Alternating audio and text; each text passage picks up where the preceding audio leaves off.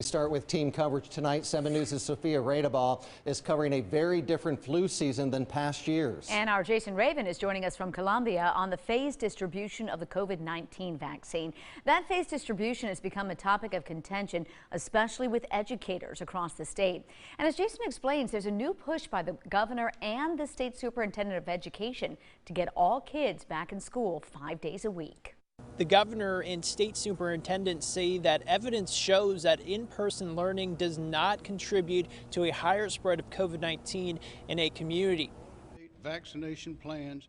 During a press conference at the State House Thursday, McMaster and Spearman say all school districts need to begin offering 5 days of in-person instruction a week. We know that we have lost significant learning progress for our young people due to simply being out of the classroom. According to both, evidence shows face-to-face instruction does not contribute to a surge in COVID-19 cases. Superintendent Spearman also rescinded guidance published in the summer that suggested schools remain virtual if there is high spread of COVID-19 in their county. The state has put in over $100 million in PPE to make schools safe, plexiglass, everything they've asked for, we have given them.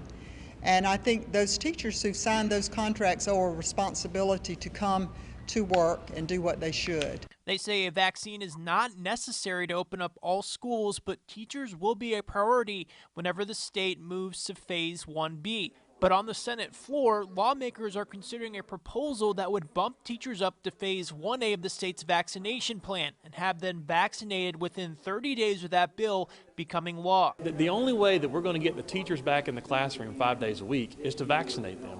If you don't vaccinate them, they are not going to do it. The governor says he does not support that move, and earlier this week, he and DHEC added the 65 to 69 age group to phase 1A. It would be a major setback. It would create expectations that cannot be fulfilled, and it would result in taking vaccine away from people who will die if they get the virus. McMaster and Spearman are urging school districts to submit plans on how to vaccinate their teachers soon.